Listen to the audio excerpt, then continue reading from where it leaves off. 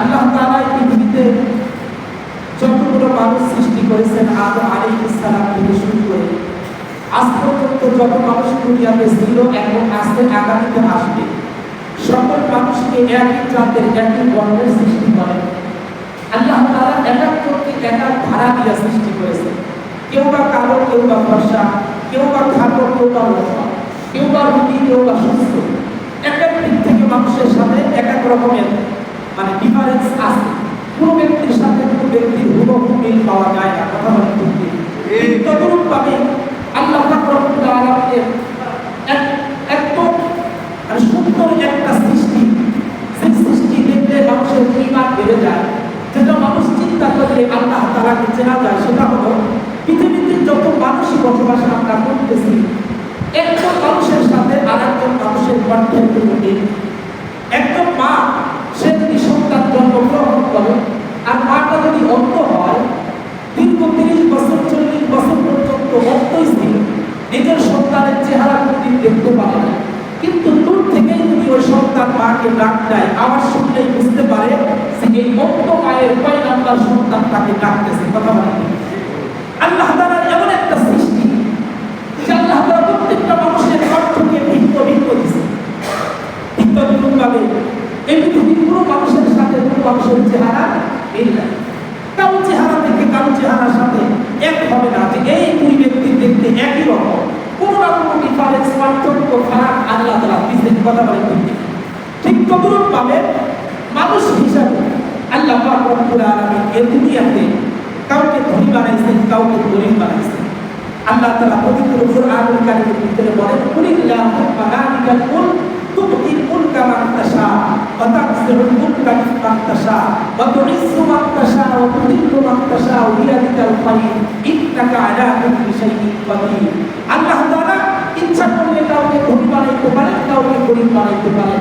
সব কিছুর ক্ষমতা ইন্নাল্লাহা আলা কুল্লি শাইইন কাদির, সকল ক্ষমতার অধিকারী কে? আল্লাহ। আল্লাহ তাআলা আপনাকে ধনী বানাইছেন, এটাও আল্লাহ পাক রব্বুল আলামিনের কাছ থেকে একটা পরীক্ষা। আবার আপনাকে গরীব বানাইছেন, এটাও আল্লাহ পাকের পক্ষ থেকে আপনার জন্য একটা পরীক্ষা। তবে আল্লাহ পাক রব্বুল আলামিন ঘোষণা করেছেন তার নবীর মাধ্যমে যে কোনো ব্যক্তি গরীব হওয়ার পরে, কোনো ব্যক্তি গরীব হওয়ার পরে যদি ধৈর্য ধারণ করে আর আল্লাহ পাকের শুকরিয়া আদায় করে, আল্লাহ পাকের ইবাদত করতে সঠিকভাবে করে, তাহলে এই গরীবের জন্য আল্লাহ রাসূল 3টা সুসংবাদ শোনাইছেন। সুবহানাল্লাহ। এক নম্বর সুসংবাদ হলো আল্লাহ রাসূল বলেন যে ব্যক্তি গরীব হবে, পাশাপাশি শুকর গুজার হবে। আমি গরীব হয়েছি এজন্য আমি দুঃখিত না, আল্লাহ তাআলার উপর নারাজ না, বরং আল্লাহ আমাকে যেরকম রাখছেন এটার উপরে হাজার শুকরিয়া। এরকম ধৈর্য ধারণকারী কোনো ব্যক্তি যদি গরীব হওয়ার পরে আল্লাহ পাকের শুকরিয়া আদায় করে আর আল্লাহ পাকের ইবাদত বন্দেগী করতে থাকে, তো আল্লাহ রাসূল তার জন্য 3টা সুসংবাদ শোনাইছে। সুসংবাদটা হাদিস শরীফের ভিতরে এইভাবে আসছে যে এক সাহাবী গরীবদের দল থেকে একজন সাহাবী নবীর কাছে গেলেন, যাওয়ার পর আল্লাহ রাসূলকে জিজ্ঞাসা সামনে গিয়ে বলতেছে, ইয়া রাসূলুল্লাহ, আমি এমন একটা দলের কাছ থেকে প্রতিনিধি হিসাবে, দূত হিসাবে আপনার কাছে আসছি যারা হলো গরীব। আল্লাহ রাসূল বললেন, তুমি এমন একটা জামাতের কাছ থেকে আসছো যে জামাতকে স্বয়ং আল্লাহ নিজেই ভালোবাসেন। সুবহানাল্লাহ। তার মানে গরীবদেরকে কে ভালোবাসেন? বলে বলেন আল্লাহ। আল্লাহ রাসূল বললেন, তুমি এমন একটা জামাতের কাছ থেকে আসছো যেই জামাতকে আল্লাহ তাআলা স্বয়ং নিজে ভালোবাসেন। তার মানে গরীবদেরকে আল্লাহ তাআলা ভালোবাসেন। আল্লাহ রাসূল বললেন, তুমি যা সুসংবাদ শোনায়া দাও ওদেরকে যে তারা যদি ধৈর্য ধারণ করে আল্লাহ তাদেরকে 3টা পুরস্কারে পুরস্কৃত করবে। সাহাবী বললেন, ইয়া রাসূলুল্লাহ, তারা তো আফসোস করে বলে যে আমরাও নামাজ পড়ি, ধনীরাও নামাজ পড়ে, আমরা রোজা রাখি, ধনীরাও রোজা রাখে, আমরা যে সমস্ত ইবাদত বন্দেগীগুলো করি ধনীরাও তো সেগুলো করে, পাশাপাশি তাদের কিছু এক্সট্রা আমল করার সুযোগ আছে। তারা সময় হলে যাকাত দেয়, তারা দান খয়রাত করে, তারা বছরে একবার হজ করে, কিন্তু আমরা তো এইগুলো আমল করতে পারি না। সুতরাং আমাদের চাইতে মনে হয় ধনীরাই আগায়া যাচ্ছে। আল্লাহ রাসূল বললেন, না, তুমি কি সুসংবাদ দাও কোনো গরীব যদি আল্লাহর শুকরিয়া আদায় করে আর আল্লাহর ইবাদত বন্দেগী করে, তাহলে আল্লাহ তাআলা তাকে জান্নাত দান করবেন। সুবহানাল্লাহ। 2 নম্বর পুরস্কার হলো শুধু জান্নাত দান করবেন তাই না, বরং ধনীদের চাইতে আখিরাতের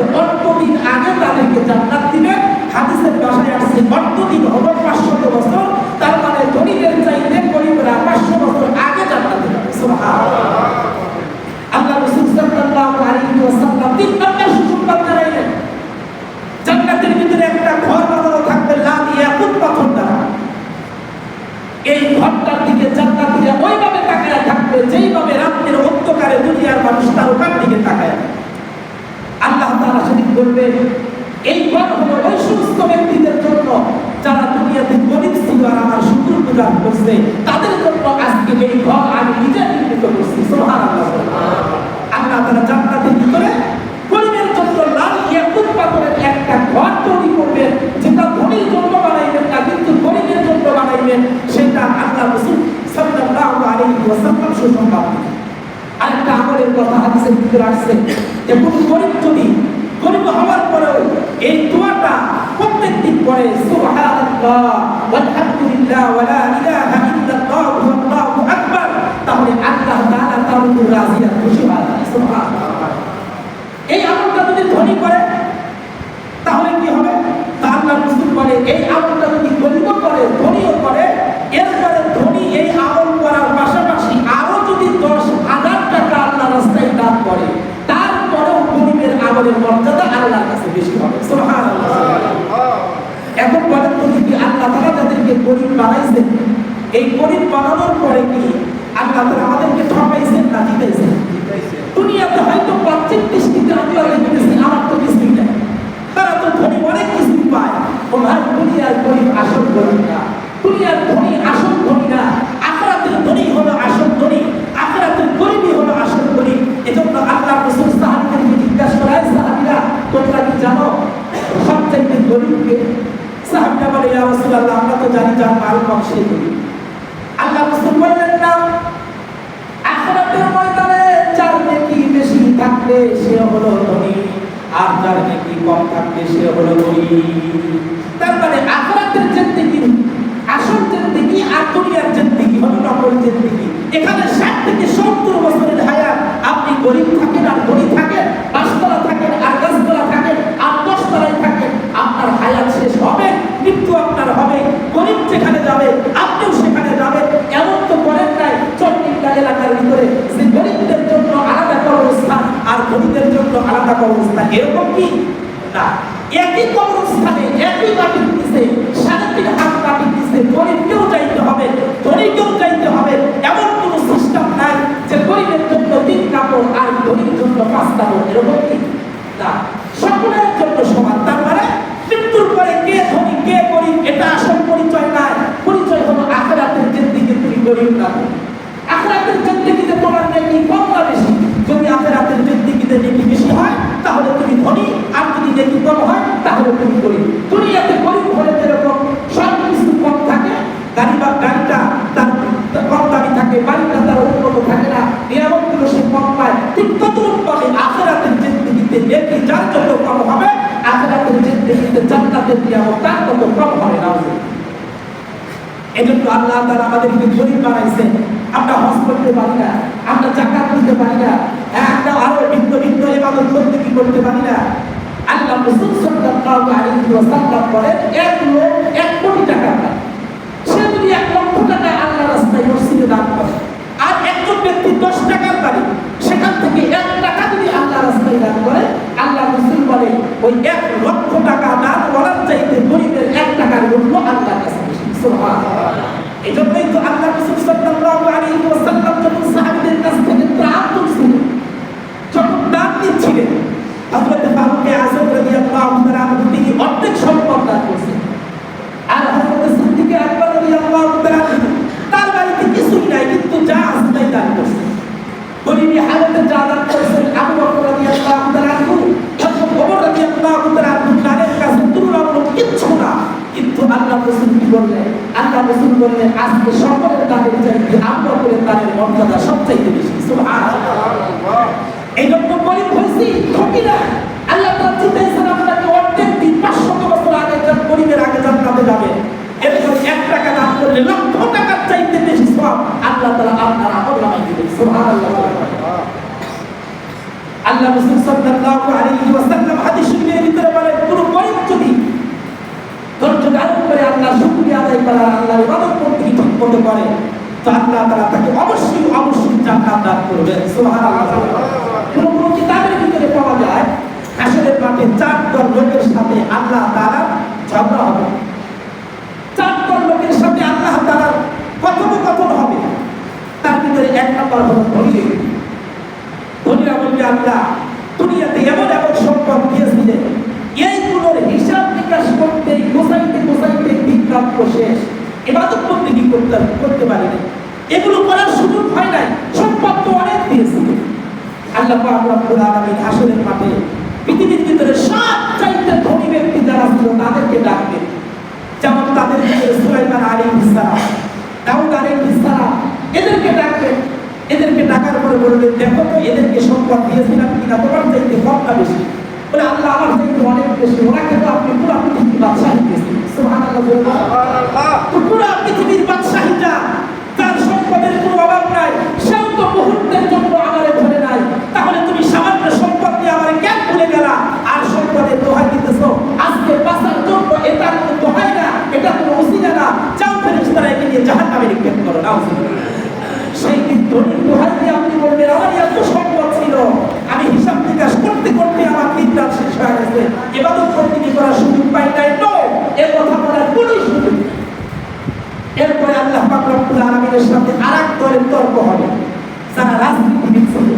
এরপর থেকে শুরু করে মেম্বার অফ পার্লামেন্ট, সকলের সাথে ঝগড়া হবে।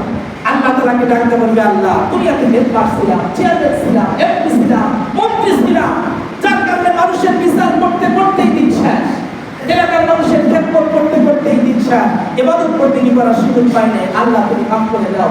আল্লাহ বলবেন, ডাকো সুলাইমানকে। পয়গম্বর সুলাইমান আলাইহিস সালামকে ডাকবেন।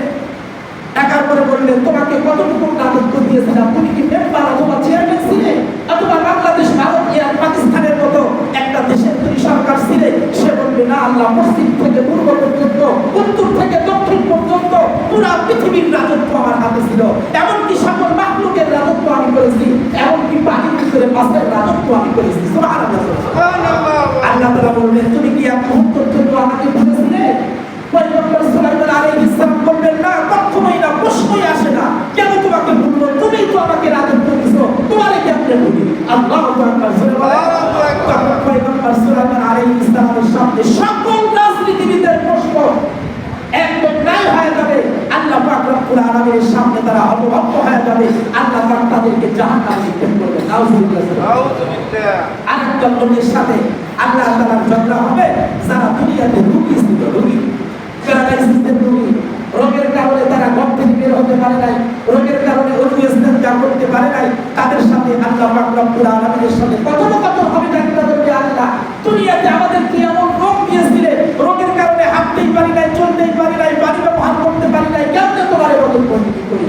আল্লাহ পাক রব্বুল আলামিন তখন রোগীদের সামনে উপস্থিত করে দিলেন হযরতে আইয়ুব আলাইহিস সালাম।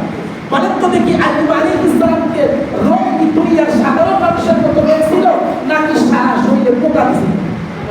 সারা শরীরে পোকা, খাইতে খাইতে শেষ পর্যন্ত জিহ্বা পর্যন্ত চলে গেছে পোকা। আর আইয়ুব আলাইহিস সালাম ডাকতে বলে, আল্লাহ, সারা শরীরে তুমি পোকার খাদ্য বানাইছো, কোনো দুঃখ নাই, কিন্তু যে জিহ্বা দিয়ে আমি তোমার নামের জিকির করি, সেই জিহ্বাতে তুমি পোকা দিয়া দিলা, তাহলে তোমার নামের জিকির করবো কি দিয়া? সুবহানাল্লাহ, সুবহানাল্লাহ। শেষ পর্যন্ত আইয়ুব আলাইহিস সালামের একদম লাস্ট পর্যন্ত সবর আর ধৈর্য আর শুকরিয়া দেখে আল্লাহ তাআলা খুশি হইয়া আবার পুরানো যৌবন, পুরানো সম্পদ, পুরানো শরীর ফেরত দিয়েছিলেন কি দেন? আল্লাহ তাআলা বলবেন, এর চাইতে বড় রোগী কি তুমি ছিলে? সে তো এত রোগে আক্রান্ত ছিল যে জিহ্বা পর্যন্ত পোকা, তারপরও তো মুহূর্তের জন্য আমারে ভরে নাই। তুমি এর চাইতে বড় রোগী ছিলে? না, আল্লাহর চাইতে বড় রোগী ছিলাম না। বলে, তাহলে তুমি কেন আমার ইবাদত বন্দেগী থেকে বঞ্চিত হয়েছো? কি জন্য আমারে ডাকো নাই, আমারে স্মরণ করো নাই? তুমি তো 5 বার করে মসজিদে মাইক দিয়ে তোমাকে আমি ডাকছি, একবারও তো আমার ডাকে সাড়া দাও নাই। তোমার সামনে তোমার সন্তান একবার ডাক দিলে তুমি তার ডাকে সাড়া দাও, 2 বার ডাক দিলে যদি 2 বার ডাকে সাড়া দাও। আমি তো তোমার একবার ডাকি নাই, 2 বার ডাকি নাই, তোমাকে আমি 5 বার ডাকছি। আর 5 বার আযানের ভিতরে আল্লাহু আকবার, আল্লাহু আকবার 6 বার তোমারে ডাকছি। হাইয়া আলাস সালাহ, হাইয়া আলাস সালাহ, প্রত্যেকটা আযানের ভিতরে 2 বার করে 10টা আযানের দিনে 10 বার তোমাকে আমি ডাকছি। কথা বলেন ঠিক? এরপরও তুমি আমার ডাকে সাড়া দাও নাই, আজকে বলতেছো তুমি রোগী। এ কথা বলে আজকে রেহাই পাওয়ার কোনো সুযোগ নাই, চাও তাকে জাহান্নামে নিক্ষেপ করে। শেষ পর্যন্ত আরেকটা দলের সাথে আল্লাহ তাআলা তর্ক হবে, যারা দুনিয়াতে গরিব ছিল, গরিবরা বলবে, আল্লাহ দুনিয়াতে তো কিছুই দাও নাই, ধনীদেরকে অনেক কিছুই দিছিল, তারা সম্পদ ছিল, বাজার ঘাট করছে, খাইছে, ইবাদত বন্দেগী করছে। আমরা তো সারাদিন রিক্সা চালাইছি, অটো চালাইছি, সারাদিন খেত খামারে কাজ করছি, আল্লাহ তোমার ইবাদত করবো কখন? সন্তান ছিল 5টা, স্ত্রী ছিল, মা ছিল, বাবা ছিল গাড়িতে করে,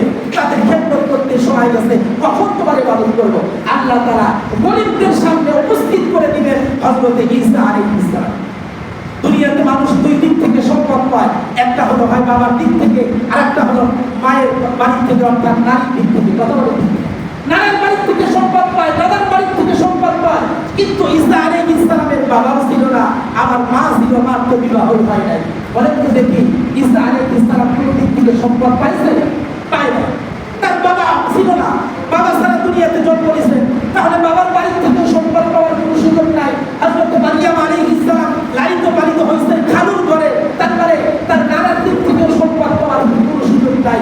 এজন্য ঈসা আলাইহিস সালাম সবচাইতে পরিবেশ দরিদ্র ছিল। এবং ঈসা আলাইহিস সালামের হাতে ছিল একটা লোটা যেটা তারা পানি পান করতো আর ওযু করতো, আরেকটা ছিল তার হাতে কম্বল যেটা দিনের বেলা গায়ে জড়াইতো, রাতের বেলা বালিশ বানায় ঘুমাইতো।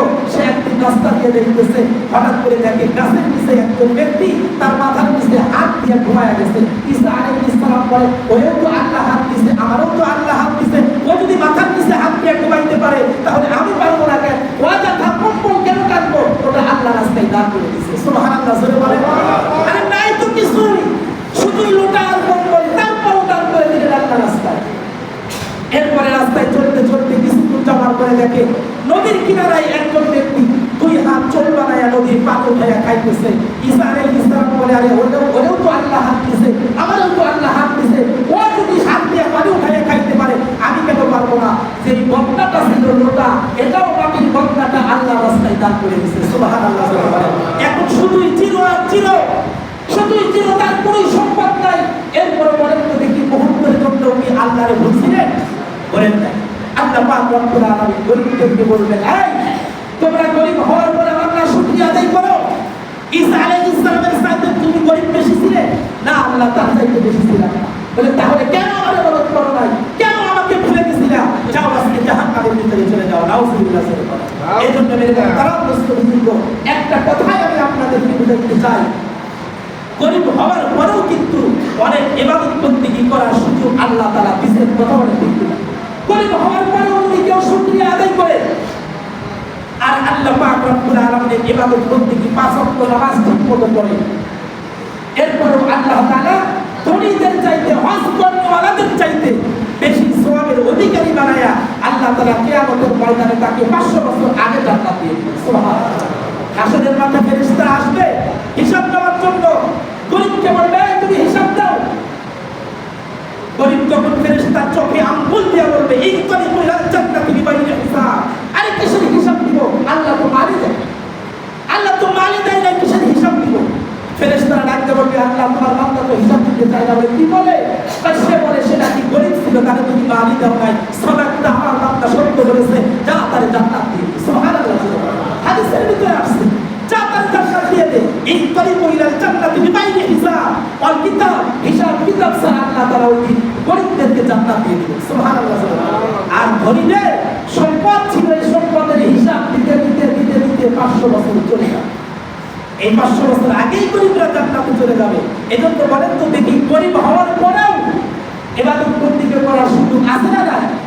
অনেক ইতিহাস কিতাবের ভিতরে আসছে, গরীব হওয়ার পরেও তারা জান্নাতের মালিক হয়েছেন, এমনকি ধনীদের চাইতে বড় জান্নাতের মালিক হয়েছেন। এর প্রমাণ আল্লাহ তাআলা দুনিয়াতে দিয়ে দিয়েছেন। আব্দুল্লাহ ইবনে মুবারক রাহমাতুল্লাহি আলাইহি বিশাল বড় একজন বুজুর্গ ছিলেন এবং আলেম ছিলেন, জবরদস্ত শ্রেষ্ঠ আলেম ছিলেন, ধনী ছিলেন এবং আল্লাহর ওলি ছিলেন। আর তার বাড়ির পাশে আর একটা কামারের বাড়ি ছিল, কামার, যে লোহা কুটাইয়া অস্ত্রপাতি বানাইত। কিন্তু এই লোকটা দিনের বেলা অস্ত্র বানাইতো না, রাত্রের বেলা বানাইতো। কেন? গরমের সিজন, গরমের সময় আগুনের তাপে বসলে গাওটা জ্বলে পুড়ে সারখার হয়ে যায়। এজন্য সে কামার হয়েও দিনের বেলা অস্ত্রপাতি বানাইতো না। দিনের বেলা সে কর্ম করতো আর আল্লাহর ইবাদত করতে কি করতো, আর রাত্রের বেলা ঘরের ভিতরে বসে কাপড় কাটতো আর অস্ত্রপাতি বানাইতো। আর তার বাড়ির সামনে আব্দুল্লাহ ইবনে মুবারকের সাদওয়ালা বাড়ি, সামনের বিরুদ্ধে আব্দুল্লাহ ইবনে মুবারক রাতের অন্ধকারে তাহাজ্জুদের নামাজ পড়তো। তাহাজ্জুদের নামাজ পড়তো। এটা দেখে দেখে আব্দুল্লাহ ইবনে মুবারকের পাশের বাড়ির প্রতিবেশী এই গরীব কামার, সে আল্লাহকে ডাকতে বলে, আল্লাহ তুমি আমারে গরীব বানাইছো, কামার বানাইছো, আর আব্দুল্লাহ ইবনে মুবারককে ধনী বানাইছো। ধনী হওয়ার কারণে ওর হাবড় টানতে হয় না, ওকে অস্ত্রপাতি পিটায় আগুনের কাছে বসে বসে দাও রুটি বানাইতে হয় না। ও রাতের বেলা সারাদিন উঠে তাহাজ্জুদের নামাজ পড়ে তোমার লগে কথা কয়। আর আমি গরীব হওয়ার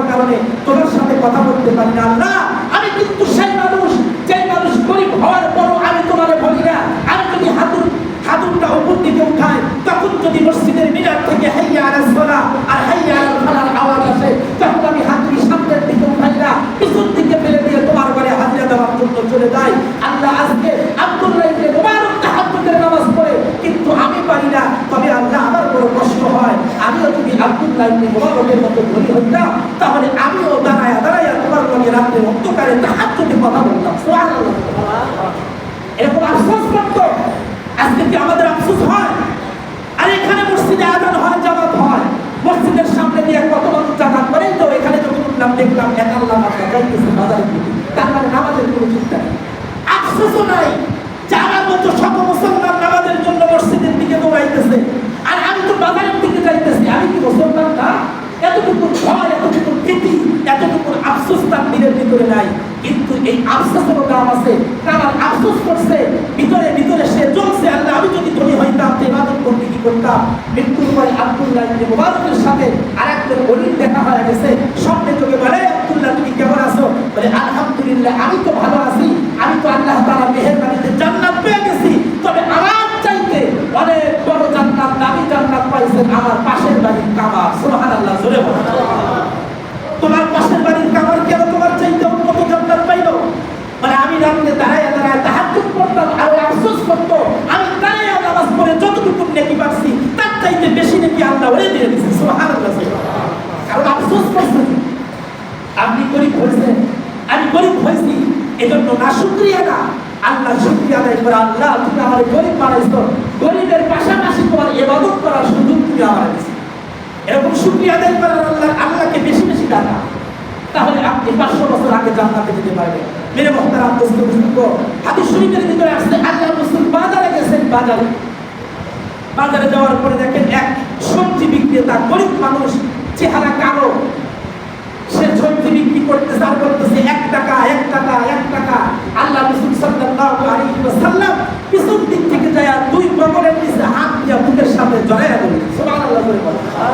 সাহাবী বলতেছে, ইয়া রাসূলুল্লাহ, আমি গরিব মানুষ, আমার চেহারা ভালো না, আমি একজন গরিব সবজি বিক্রেতা, আমার সবজি কেউ কিনতে চায় না, আর আপনি আমাকে বুকের সাথে জড়ায়া দিলেন।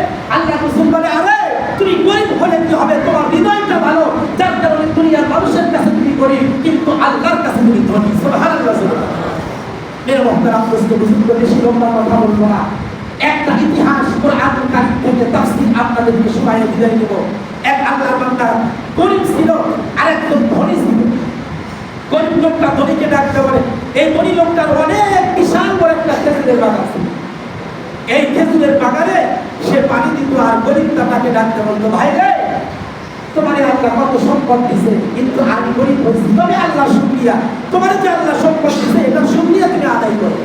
এই ধনী লোকটা কি বলে, না আমি আল্লাহ আমারে দেয় না, এটা আমি জন্মগতভাবেই পাইছি। আমি জন্মগতভাবেই পাইছি, আমার বাপদাদার সম্পদ, এটা আল্লাহ আমারে দেয়। এই গরিব বন্ধু আর ধনী বন্ধুর সাথে রাত্রে কথোপকথন হয়েছে, রাত্রির বেলা ঘুমায়া গেছে।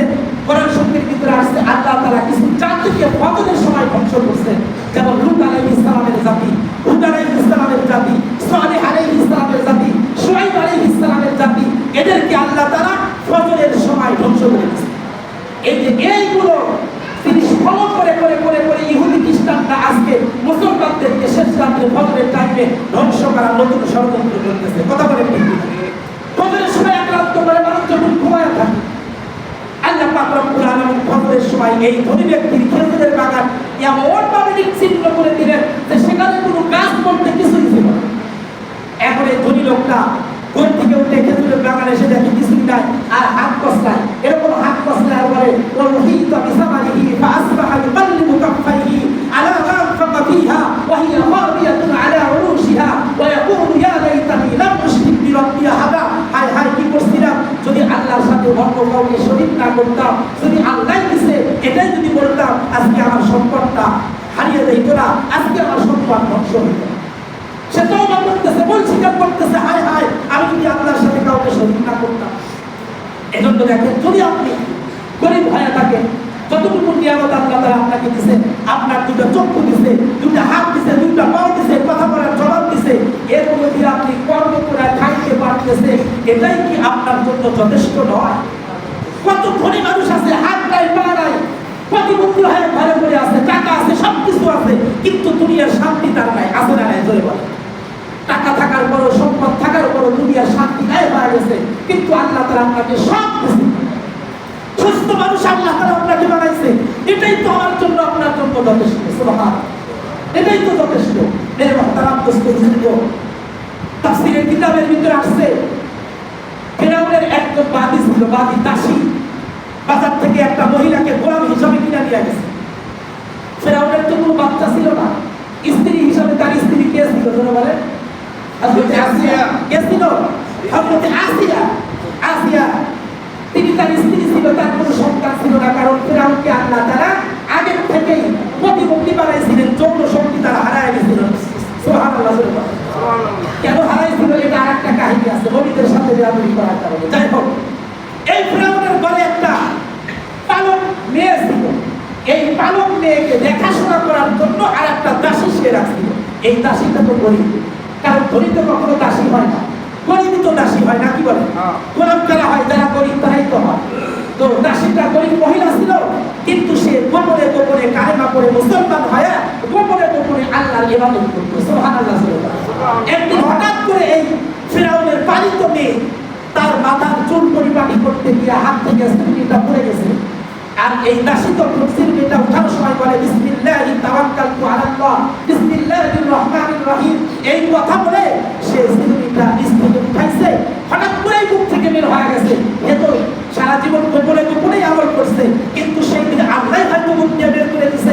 সে মুখ দিয়ে যখন আল্লাহর নামে সিরকিটা উঠাইছে, এবার ফিরাউনের পালিত মেয়ে বলে তুমি কারে আবার রব করলা? আমার বাবা কি বড় রব নয়? ফিরাউনের দাসী বলে আমার রব হলো ওই রব যিনি আমাকে সৃষ্টি করেছে, তোমাকে সৃষ্টি করেছে। রব্বি ওয়া রাব্বাকা ওয়া রাব্বুল আবাকা, তোমার বাপের রব। সুবহানাল্লাহ। সুবহানাল্লাহ। আরে আমার বাবাই তো সবচাইতে বড় রব, আমার বাবার উপরে আমার কে রব আছে? তোমরা গেছে ফিরাউনের কাছে, ডাকতে বলে বাবা তুমি কি রব নয়, তুমি কি বড় রব নয়? বলে আনা রব্বুকুমুল আ'লা, আমি তো সবচাইতে বড় রব। বলে কি হয়েছে? বলে তোমার ঘরের দাসী সে তো আরেকজন রবের পূজা করে, আরেকজন রবের ইবাদত করে। বলে ডাক তারে নিয়ে আসছে।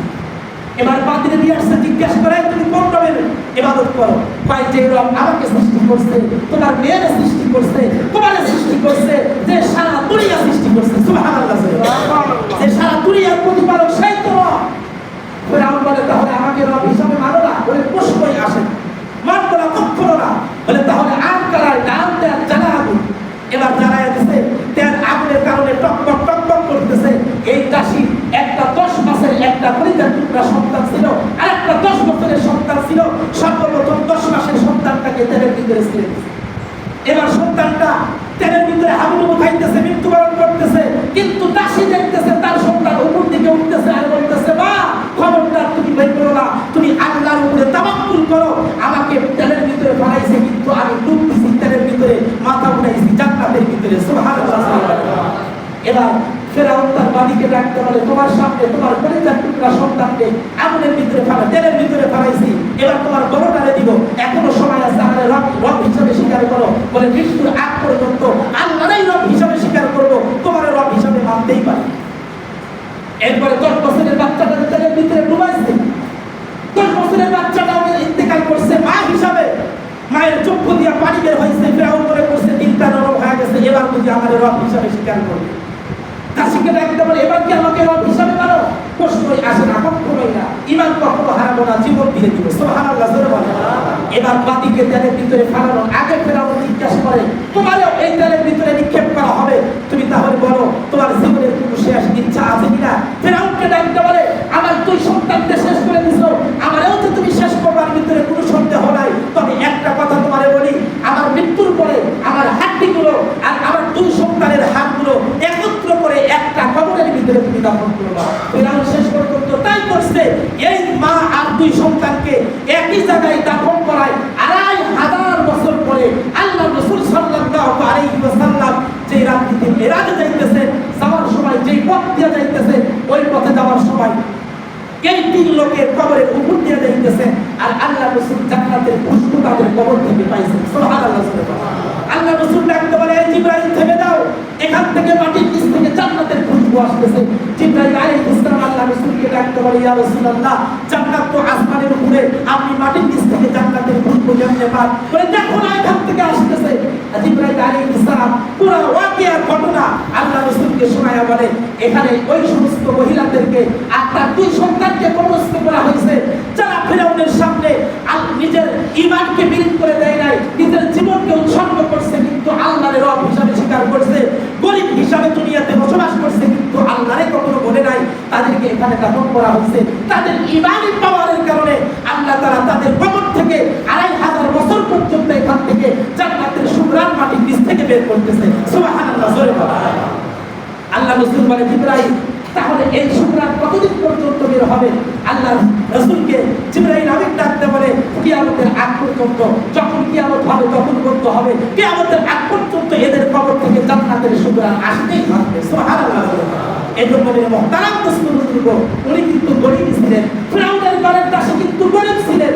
সুতরাং আমি আর আপনি গরীব হওয়ার পরে না শুকরিয়া করার কোনো সুযোগ নাই, আল্লাহর ইবাদত থেকে বঞ্চিত থাকার কোনো সুযোগ নাই। আর ধনীদেরকে একটা কথা বলবো, আল্লাহ রাসূল বলেন, গরীবরা হলো ধনীদের জন্য চিকিৎসক, গরীবরা হলো ধনীদের জন্য দূত, গরীবরা হলো ধনীদের জন্য ধোপা, আর গরীবরা হলো ধনীদের জন্য পাহারাদার। ওলামায়ে কেরাম বলেন, কিভাবে গরীবরা ধনীদের জন্য চিকিৎসক হইল? বলে, ধনীরা যখন রোগে আক্রান্ত হবে তখন কিছু টাকা গরীবদেরকে সাদকা করে দিবে, গরীবরা দোয়া করবে, আল্লাহ তাআলা ধনীর রোগ ভালো করে দিবে। সুবহানাল্লাহ। এরপরে গরীবরা ধনীদের জন্য ধোপা কেন হয়? ধোপা কি করে? ময়লা কাপড় পরিষ্কার করে। তাই ধনীরা যখন গরীবদেরকে টাকা পয়সা দান করবে তখন এই দানের কারণে তারা দোয়া খায়র করবে, আর তাদের দোয়ার কারণে ধনীদের সম্পদ অপবিত্র থেকে পবিত্র হয়ে যাবে। সুবহানাল্লাহ। ওলামায়ে কেরাম বলে, গরীবরা ধনীদের জন্য দুধ হয় কেমনে? বলে, দুধের কাম হলো কি? চিঠিপত্র আদান প্রদান করা অথবা সংবাদ আদান প্রদান করা। এজন্য গরীবরা ধনীদের জন্য দুধ হলো এই হিসাবে, ধনীরা যখন গরীবদেরকে দান করবে তখন তারা দোয়া করতে থাকবে, আমল করতে থাকবে, দোয়ার আমলের সওয়াব দুধ হিসাবে তারা ধনীদের পক্ষ থেকে আখিরাতের দিকে পাঠাইতে থাকবে। সুবহানাল্লাহ। এবং তারা হলো, গরীবরা হলো ধনীদের জন্য পাহারাদার, অর্থাৎ ধনীরা যখন গরীবদেরকে বেশি বেশি দান সাদকা করবে তখন এই গরীবদেরকে দান করার কারণে আল্লাহ তাআলা তাদের ধনীদের সম্পদগুলো নিজের জিম্মায় হেফাজত করবেন। সুবহানাল্লাহ। এজন্য মেরে মুহতারাম দোস্ত বুজুর্গ, আমরা যারা গরীব হয়েছি মন খারাপ করার কোনো সুযোগ নাই। আর যারা ধনী হয়েছেন আপনারা আল্লাহর ইবাদত থেকে বঞ্চিত হবেন, গরীবদেরকে দেখবেন না, তাদেরকে মাইনাস করবেন, বাইপাস করবেন, এটারও কোনো সুযোগ নাই। আল্লাহ তাআলা আপনাদেরকে সম্পদ দিয়েছে পরীক্ষা করার জন্য, দেখি তুমি সম্পদ সঠিক কাজে ব্যয় করো কিনা এটা দেখার জন্য। সুতরাং আল্লাহ তাআলা আমাদের সবাইকে গরীব হয় আর ধনী হয় সদা সর্বদা আল্লাহ পাক রব্বুল আলামিনের নিয়ামতের শুকরিয়া আদায় করে আল্লাহর ইবাদত বন্দেগী করে আল্লাহ তাআলার ঐকত্ব অর্জন করে জান্নাতি হওয়ার তৌফিক দান করুন। সকলে বলি আমিন।